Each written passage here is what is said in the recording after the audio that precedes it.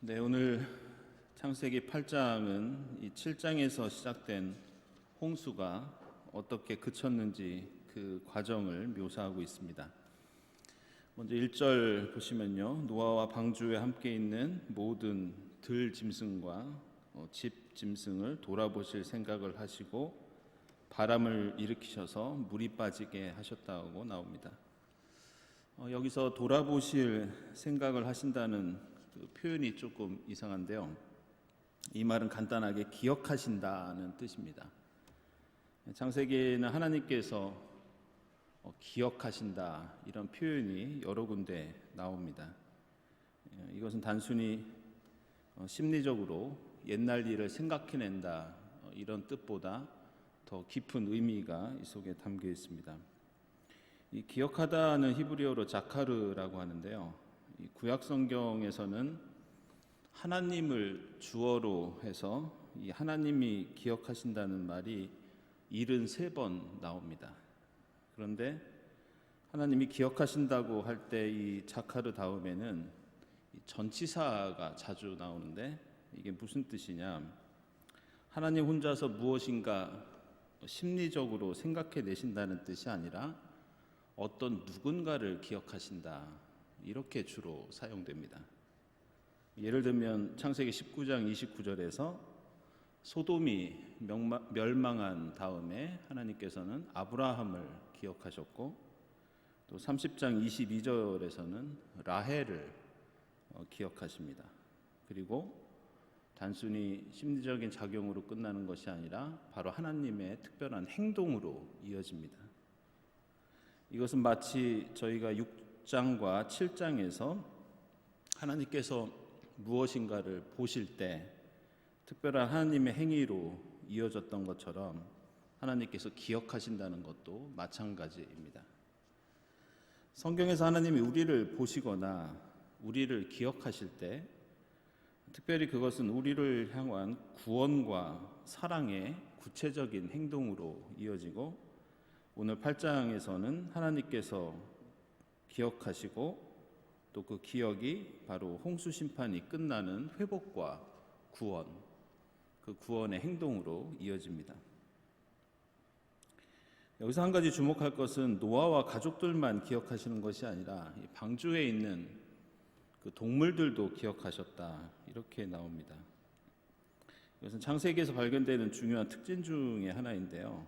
그 인간의 역사에서 성경은 주로 인간이 자연을 지배하고 마음껏 이용하는 그런 근거로 활용이 되었지만, 실제로는 반대로 하나님께서는 인간뿐 아니라 다른 피조물들도 보호해 주시고 또 구원해 주시고 또 인간과 조화롭게 살도록 창조하셨다는 내용이 이 성경에는 대단히 자주 나옵니다.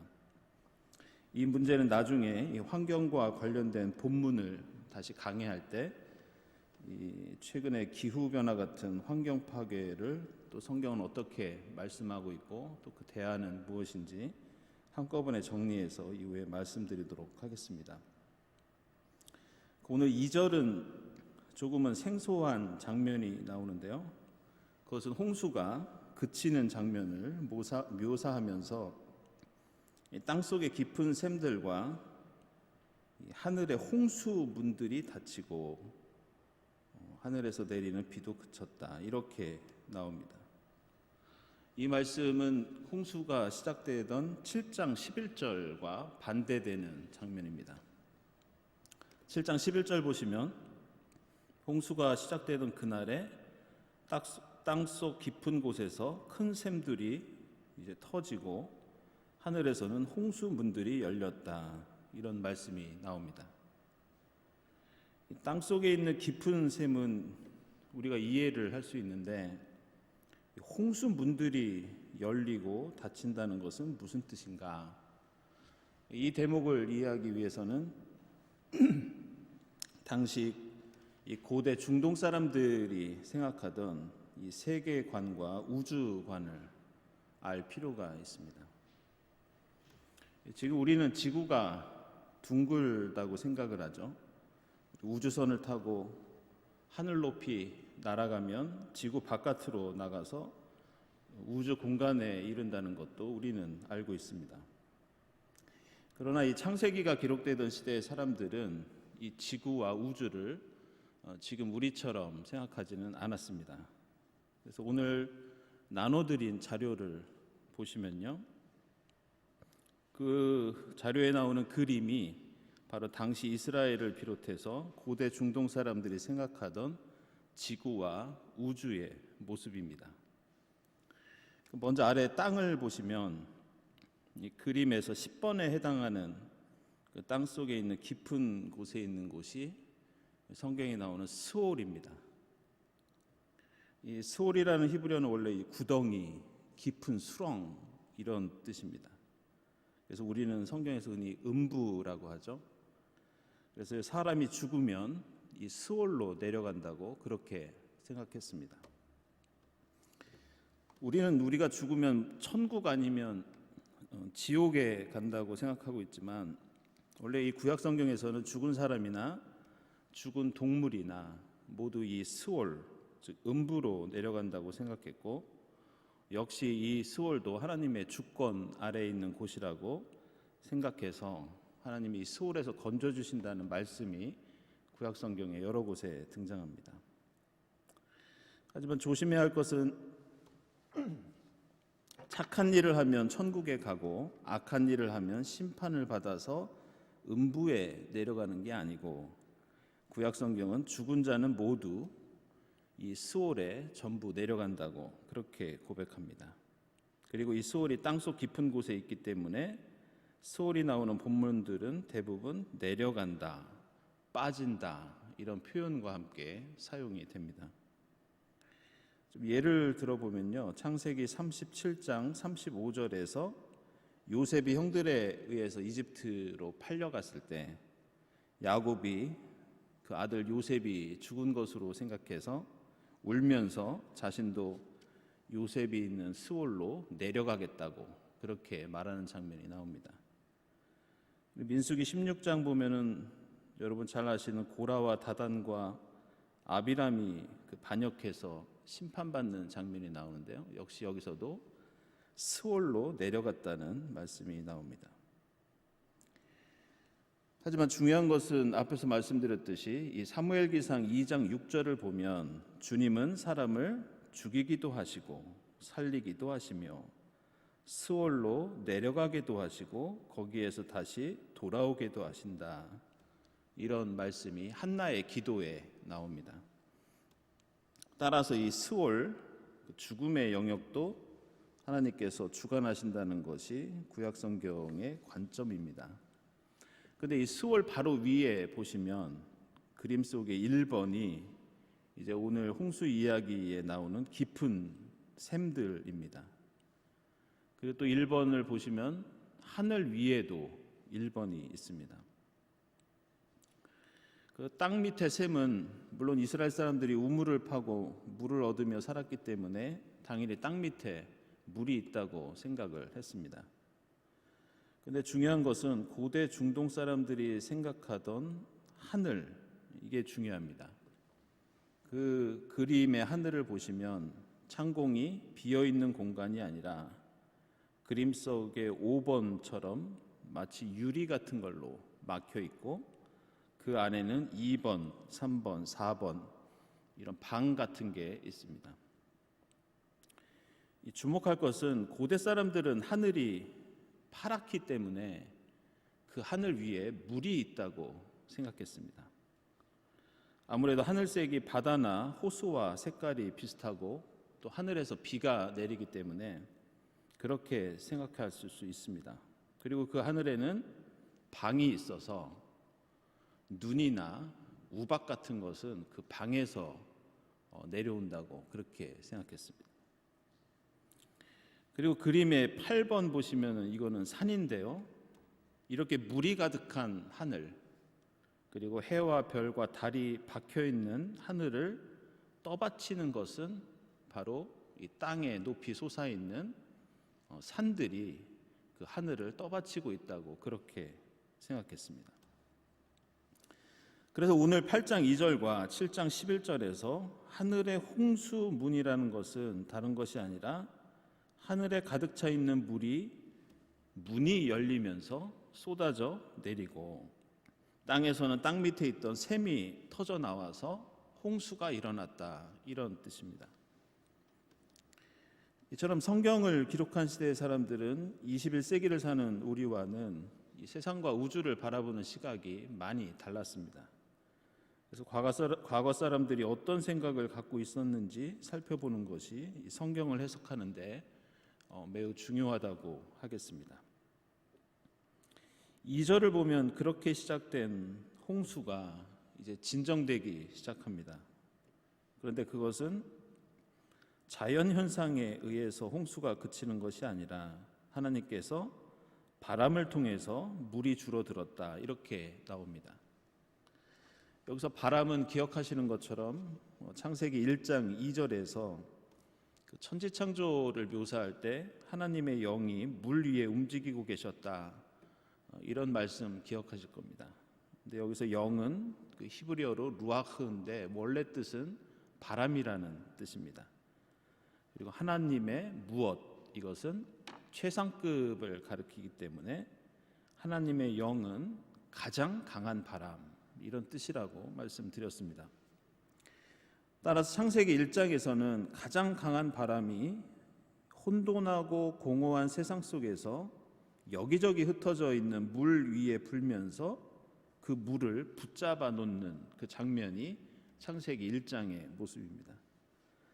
근데 다시 하나님께서 이번에는 그 바람을, 그 천지창조의 그 바람을 홍수로 폐허가 된 세상에 물 위에 일으키셔서 그 물을 마르게 하신다. 천지창조에서는 혼돈을 질서의 세계로 창조하신 것처럼 홍수로 다시 혼돈의 세상이 된 땅을 이전의 질서와 조화로운 세상으로 다시 돌려놓으신다는 그런 뜻입니다. 성경은 그냥 비가 내리는 것이 그치고 물이 줄었다고 표현할 수도 있지만 이렇게 홍수가 그치는 것을 하나님의 천지창조와 연결시키면서 인간의 죄가 창조 질서를 파괴하면서 생긴 것이고 하나님의 심판과 용서와 긍휼이 그 질서를 회복시키기 위한 것임을 우리에게 보여줍니다. 그리고 성경의 홍수 이야기에서는 하나님께서 하늘의 창을 여시고 닫으시면서 홍수가 시작되고 끝납니다. 이 홍수가 자연의 이상한 현상이 아니라 하나님의 직접적인 행동이라는 것을 보여주고 있습니다. 이 다른 종교나 다른 문화에서 홍수 이야기가 대단히 많이 나옵니다. 다음 시간에는 어떤 홍수 이야기들이 있고 또 그것이 성경과 얼마나 유사하고 또 다른지 말씀을 드릴 텐데요. 이 이야기들을 보면은 다른 홍수는 태양이 물을 말리면서 홍수가 끝나는 경우가 많이 있습니다. 그런데 성경하고는 이런 점들이 많이 다릅니다. 예전에 창세기 1장 언급하면서 성경 저자가 태양이나 달을 창조할 때 큰 빛, 작은 빛 이렇게 언급을 한 것이 이 당시에 성경이 기록되던 당시에 태양신 숭배나 달신 숭배가 있었기 때문에 태양이나 달이라는 말을 직접적으로 언급하기를 피했다고 이렇게 말씀드린 적이 있습니다. 이것과 마찬가지로 성경은 홍수가 그치고 물이 마르는 것도 다른 종교의 홍수 이야기에 나오는 이 태양을 철저하게 배제시킵니다. 하나님께서 직접 하늘 문을 열고 하늘 문을 직접 닫으시고 하나님께서 직접 바람으로 물을 마르게 하십니다. 4절의 아라라산은 이 산 이름이 아니라 이 아라랏이라는 지역에 있는 여러 산들이라는 뜻입니다. 그래서 아라랏에 있는 산들 가운데 어느 한 산에 방주가 머물렀다 이렇게 해석할 수 있습니다. 이 아라랏은 아시리아 북쪽에 있는 왕국의 이름이었는데요. 지금으로 보면 터키 동쪽, 러시아의 남쪽, 그리고 이란의 북서쪽에 있는 우라르트라고 하는 지역을 지칭하는 그 히브리어가 바로 아라라스입니다. 과거에도 이 지역을 돌아다니면서 성경에 나오는 방주를 찾아다니는 사람들이 종종 있었습니다. 그래서 뉴스에 저도 기억합니다. 오래전에 이 근처에서 나무 조각이 발견돼서 그것이 성경에 나오는 방주가 아니냐 이런 이야기도 들은 적이 있는데요. 하지만 그것은 성경에 나오는 이야기가 어떤 성격의 글인지 오해해서 그런 것이고, 중요한 것은 이 방주에 흔적이 있느냐 없느냐 이게 아니라 오늘 이 홍수의 이야기, 방주 이야기가 성경 기자가 말씀하고자 하는 의미가 무엇인지 여기에 집중할 필요가 있겠습니다. 이 창세기 홍수 이야기에는 오늘 이야기에 마치 주인공처럼 나오는 노아라는 이름과 비슷하게 읽혀지거나 비슷한 뜻을 갖고 있는 단어들이 자주 언어 유희로 등장합니다. 그래서 오늘 이 아라랏산에 머물러 쉬었다도 마찬가지입니다. 이 머무르다라는 말이 타나흐인데 노아의 이름인 노아흐하고 어근이 같습니다. 그래서 오늘 말씀은 방주가 아라랏의 산들 가운데 하나의 산에 노아처럼 되었다, 이렇게 직역이 됩니다. 그래서 지난 시간에도 노아라는 이름이 여기저기서 쓰이는 것을 말씀드렸는데요. 여기서도 비슷한 경우라고 하겠습니다. 한편으로 오늘 8장에서는 물이 줄어들었는지 계속해서 인내하며 기다리는 이 노아의 참고 기다리는 모습들이 강조됩니다. 6절 보시면 노아는 방주에 창을 열고서 7절에서 까마귀 한 마리를 날려보냅니다. 그리고 8절에서는 비둘기 한 마리를 내보내서 땅에서 물이 얼마나 빠졌는지 알아봅니다. 그리고 10절에서는 다시 며칠을 기다리다가 비둘기를 내보내는데 이번에는 올리브 잎을 부리에 물고 있어서 이제 비로소 물이 빠진 것을 알게 됩니다. 그리고 12절에서도 다시 또 비둘기를 내보냈을 때 이제 돌아오지 않는 것을 확인합니다. 그 기록을 보면 옛날에는 실제로 이 배를 타는 선원들이 육지가 가까워 왔는지를 확인하기 위해서 이렇게 새를 이용하는 방법을 썼다는 그런 기록들도 있습니다. 그리고 오늘 본문에 나오는 이 올리브 잎은 그냥 잎이 아니라 그 히브리어로 보면 갓 딴 잎, 그러니까 지금 막 딴 잎을 가리킵니다. 그래서 홍수가 그치고 이제 땅에서 식물이 막 다시 자라고 있다는 것을 암시하고 있습니다. 노아는 드디어 13절에서 방주 뚜껑을 열고 땅바닥이 말라 있는 것을 확인합니다. 근데 13절과 14절을 비교해 보면 땅이 마르고 있던 때와 모두 다 마른 때 사이에 거의 2개월이 경과된 걸로 나옵니다. 그리고 여기서 사용된 물이 말랐다라는 단어도 일부러 성경 기자는 다르게 사용합니다. 그래서 그 정도의 차이를 표현하죠. 그 창세기에는 여러 군데에서 노아가 홍수를 준비한 것부터 방주에서 기다리다가 땅에 내려온 과정들이 오랜 기간 인내를 통해 이루어진 것이라고 알려줍니다. 이러한 인내 끝에 17절에서는 앞서 1장에서 하나님께서 내리셨던 명령, 또 생육하고 번성하라는 말씀이 다시 한번 갱신해서 나옵니다.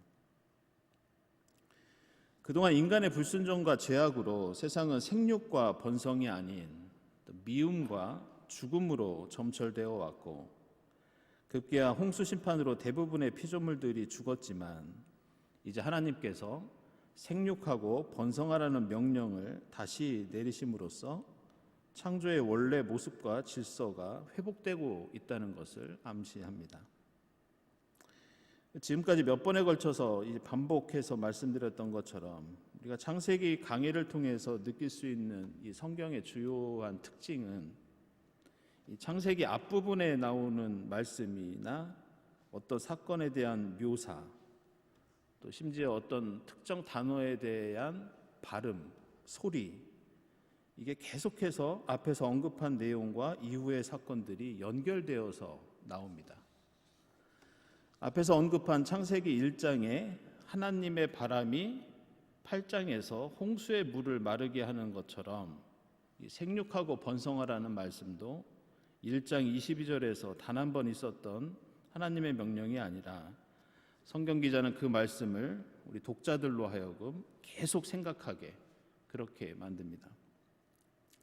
심판이 있거나 누군가 죽었을 때도 그냥 심판이나 죽음 그 자체만을 묘사하는 것이 아니라 생육하고 번성하라는 명령이 제대로 이행되지 않았기 때문에 일어난 일이다. 이렇게 연결짓게 합니다. 반대로 인간의 자손들이 많아지고 자연계의 동식물들이 번창할 때에도 다시 한번 생육하고 번성하라는 명령을 떠올리게 하는 그런 표현을 사용합니다. 그래서 성경은 이렇게 특히 창세기는 앞과 뒤가 유기적으로 연결되어 있는 경우들이 많이 있습니다. 다시 본문으로 돌아와서 오늘 8장에서 인내하는 이 노아의 모습은 지난 시간에 말씀드린 것처럼 침묵 속에서 나중에 아들들과의 사건이 일어나기 전까지는 노아는 어떤 말도 하지 않는다고 말씀을 드렸죠. 하나님이 지시하신 그대로 묵묵히 방주를 짓는 모습과 겹칩니다. 이번에도 그는 세 차례나 까마귀와 비둘기를 내보내고 인내하며 기다리면서 하나님의 구원의 때, 회복의 시기를 기다리며 노력하는 것을 볼 수 있습니다. 이러한 인내는 이 창세기에 나오는 신앙의 인물들이 가진 대표적인 신앙이라고 할 수 있습니다. 노아 그리고 아브라함도 엄청난 인내를 보여주죠. 이삭도 마찬가지고 야곱도 마찬가지입니다. 그리고 역시 이집트에 내려갔던 요셉도 대표적인 특징이 인내라고 할 수 있겠습니다. 그 인내 끝에 이제 홍수가 끝나고 방주에서 온 가족이 나와서 이제 20절 보시면 노아는 제단을 쌓고 제물을 골라서 하나님께 번제를 드립니다. 여기서 이 제물을 태워서 그 향기를 맡으시는 번제를 드렸다는 것이 주목할 만합니다. 그 홍수가 인간이 죄를 져서 받은 심판이라면 또 홍수가 끝난 거라면 감사의 제사를 드리는 것이 더 나을 텐데 이 번제를 드린 것은 이 번제가 가진 특징 때문입니다. 이 번제는 제물을 불에 태워서 향기를 올려드림으로써 그 향기를 맡는 신을 진정시키는 그런 제사입니다. 따라서 하나님께서 이 번제를 통해 지금까지 엄청난 홍수를 내리셨던 그 분노를 진정시키시고 다시 한번 새로운 세상과 인간에 대해서 은혜를 베푸시도록 긍휼을 요청하는 그런 하나님 마음의 진정을 위한 제사라고 하겠습니다. 물론 하나님께 드린 이 제물이 하나님의 마음을 결정적으로 바꾸시게 한 것은 아닙니다. 8장 1절 보시면 하나님께서는 이미 노아와 동물들을 마음에 두시고 이미 구원과 은혜를 결정하신 상태로 나옵니다. 그리고 6장 8절에 나오는 것처럼 노아는 이미 하나님께 은혜를 입은 사람이었습니다. 따라서 이 제사는 제물을 드림으로써 그 제물 때문에 어떤 극적인 변화를 가져온다는 뜻이 아닙니다. 제사와 제물, 우리가 드리는 이 예배는 이미 받은 은혜, 이미 결정된 하나님의 구원에 대한 감사와 응답, 그리고 그것에 대한 재확인을 위한 것이라고 할 수 있습니다. 따라서 오늘 21절에서 하나님께서 다짐하셨다는 것은 이전에 가졌던 심판의 의지를 구원으로 제사를 통해서 바꾸셨다는 것이 아니라 이미 갖고 계셨던 은총과 긍휼의 의지를 그것에 대한 노아의 감사와 응답 그리고 하나님께서 그것을 재확인하신 것으로 이해할 수 있습니다. 이제 마지막 절에서 땅이 있는 한 뿌리는 때와 걷는 때, 추위와 더위, 여름과 겨울, 낮과 밤이 그치지 아니할 것이라는 말씀은 인간과 생명이 의존하는 자연의 순환을 가리키면서 하나님의 긍휼과 은혜가 앞으로도 계속되고 유지될 것임을 의미합니다. 이제 정리를 해보면요, 오늘 홍수 이야기에서 다시 한번 생각해야 할 몇 가지 중요한 문제들을 살펴보고 마치도록 하겠습니다. 첫째로, 하나님께서 명령하시고 이 노아가 순종해서 지은 이 방주는 노아와 그 가족에게는 엄청난 규모의 배였습니다. 물론 기왕 짓는 김에 크게 만들면 좋은 거 아니냐 생각할 수 있지만, 우리가 배를 짓는다고 상상해 보면 엄청난 노력과 수고가 필요한 작업입니다. 그래서 분명 그 과정에서 우리가 상상력을 발휘해 보면 나와 내 가족만 들어가서 살면 조금 편하지 않았을까라는 유혹도 있었을 겁니다. 그러나 수고와 노력을 다해 노아는 모든 동물들이 들어갈 수 있는 방주를 하나님께서 지시하신 대로 만들었고, 그 때문에 홍수 이후에 자연 질서가 회복되고 그런 결과를 가져오게 됩니다. 이 방주 짓는 모습을 생각하면서 우리는 우리 삶 속에서 나만의 방주를 짓고 있지는 않은가, 나만의 축복과 구원을 위해서 살고 있지는 않은가, 아니면 내 가족, 친족, 이웃, 교우, 세상까지 모두 품고 기도하고 실천하며 살고 있는가. 다시 말해서 내가 짓고 있는 방주의 크기는 얼마나 되는가, 이 점을 묵상하게 됩니다. 사순절을 보내면서 예수가 고난 가운데 지금 짓고 있는 전 인류를 구원할 우주적인 크기의 방주는 아니더라도 우리가 그 예수와 함께하는 제자라면 최소한 나와 내 가족만을 위한 방주가 아니라, 우리 교회만을 위한 방주가 아니라 세상을 위한 방주가 되어야 되지 않겠는가. 그런 방주를 땀을 흘리며 지어야 되지 않겠는가 묵상하게 됩니다. 둘째로, 홍수가 21세기를 살고 있는 우리에게는 이 수증기를 머금고 있는 비구름이 오랫동안 비를 내리게 해서 하천이 범람해서 생기는 일이지만, 성경 저자는 이것이 물을 담고 있는 하늘창이 열리고 땅에 샘이 터져서 모든 땅과 바다와 하천의 경계가 무너졌던 그런 혼돈의 사건으로 묘사합니다.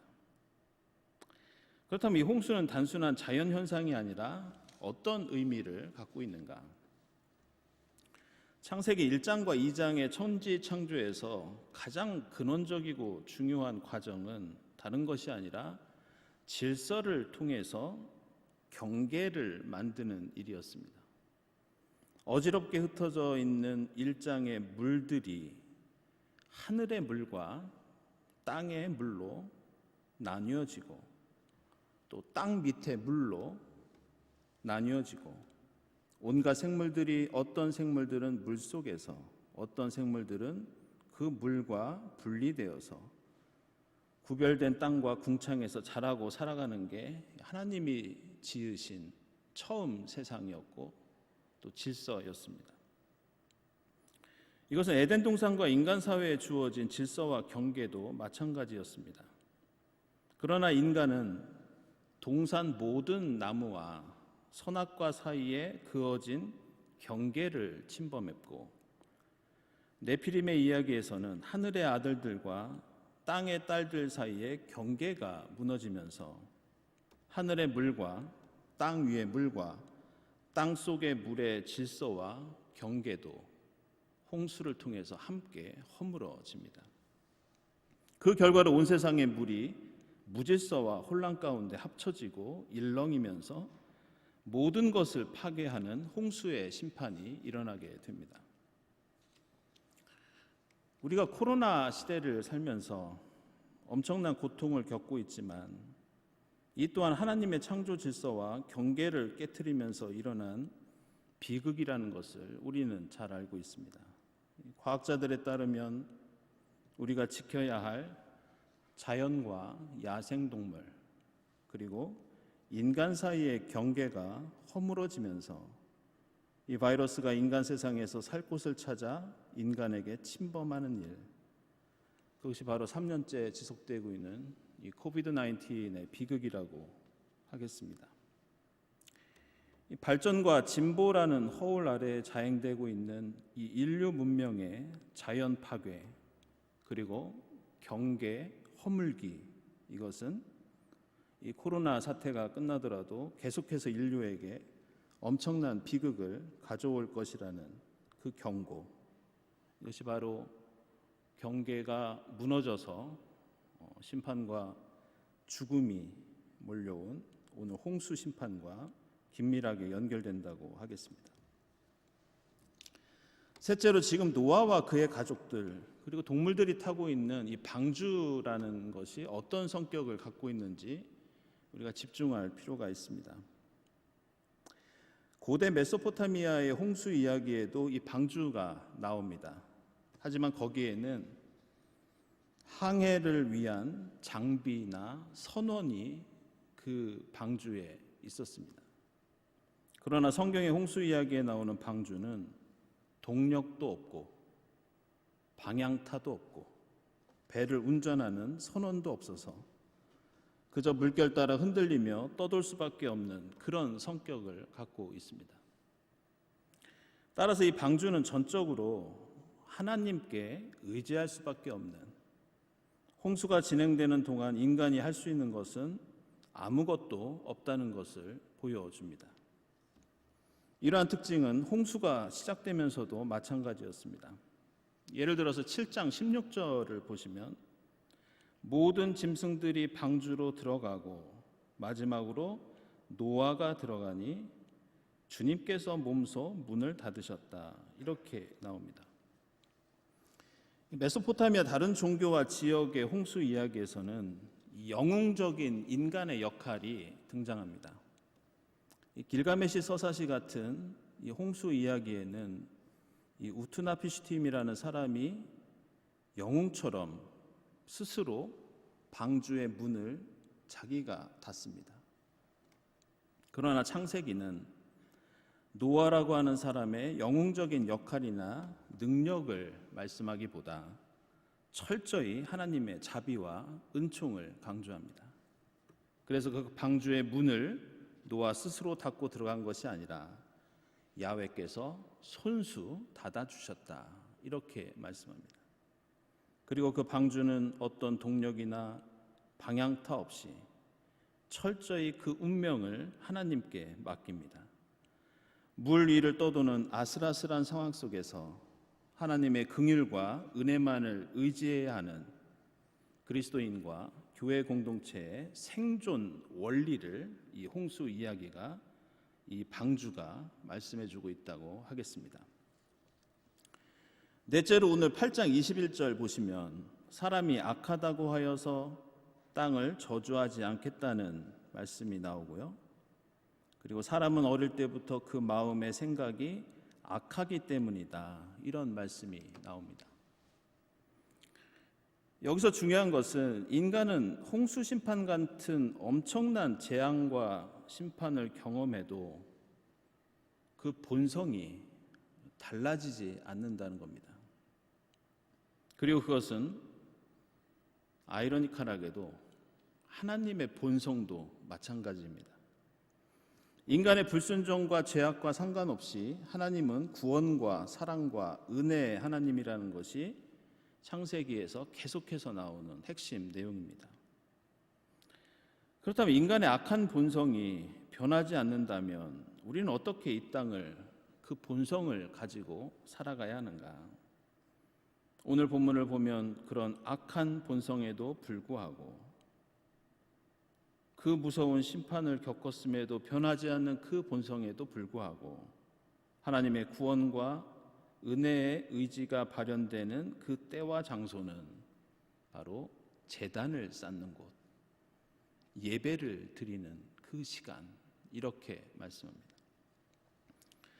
인간의 악함은 사라지지 않지만 말씀과 기도와 찬양과 사랑의 친교를 통해서, 예배를 통해서 그 본성은 수그러들 수 있고 조절될 수 있고 관리될 수 있습니다. 오늘 창세기 8장의 마지막 부분은 우리의 그러한 악의 성향이 이 예배와 신앙의 훈련에 의해서 억제되고 진정되고 개선될 수 있다는 점을 말씀하고 있습니다. 마지막으로 오늘 홍수를 통해 모든 생명체의 생명을 앗아간 이 홍수의 물은 생명을 보존하기 위해서 반드시 필요한 그런 필수적인 것입니다. 반대로 이 물은 죽음을 불러오는 심판의 도구입니다. 물은 그냥 물이지만 그것이 생명의 원천이 되기도 하고 죽음과 심판이 되기도 하는 것은 바로 우리 인간에게 달려 있습니다. 그것은 우리가 출애굽 사건을 생각해 봐도 마찬가지입니다. 이스라엘 백성들이 건넜던 그 바다는 이집트 병사들에게는 죽음의 바다였고 이스라엘에게는 구원과 해방의 바다였습니다. 이처럼 우리 삶을 둘러싼 대부분의 요소들은 생명과 죽음, 구원과 심판이라는 양면성을 갖고 있고 그것을 결정하는 것은 하나님에 대한 우리의 믿음과 태도라고 할 수 있겠습니다. 오늘 대통령 선거를 치렀고 이제 몇 시간 후면 아직 모르지만 다음 정부를 이끌어갈 대통령이 선출이 됩니다. 저는 2016년 그 12월이 기억이 납니다. 안타깝게도 그 당시 대통령이 2016년 12월에 탄핵이 되고 당시에 우리나라 대학의 교수들은 2016년 한 해를 되돌아보면서 그 해의 고사성어를 선정해서 교수신문에 발표한 적이 있습니다. 그때 그 고사성어가 군주 민수 이런 고사성어였습니다. 이 군주 민수는 이 공자가어의 오이해에 나오는 말인데요. 한 나라의 임금이 배라면 백성들은 그 배를 띄우는 물과 같다. 그래서 군주 민수 이런 말입니다. 어느 날 공자가 노나라의 임금인 애공에게 참된 군주의 자세를 물어본 적이 있습니다. 그때 무릇 한 나라의 임금은 배요, 백성은 물입니다. 물은 배를 띄우기도 하지만 배를 뒤집기도 합니다. 이렇게 대답합니다. 이 고사성어를 2016년에 이어서 2022년 대통령 선거 이래 그것도 창세기의 홍수 심판의 말씀을 묵상하면서 떠올리는 것은 바로 우리 그리스도인이 해야 할 역할 때문입니다. 누가 뽑힐지는 모르지만 대통령이라는 그 배가 국민이라는 물 위에서 정처 없이 떠돌거나 난파하는 것이 아니라 앞으로 5년 동안 하나님의 긍휼과 은혜 가운데 항해를 잘 이어가도록 이 시간 우리 함께 기도할 수 있기를 바랍니다. 오늘 말씀을 묵상하면서 함께 기도드리겠습니다.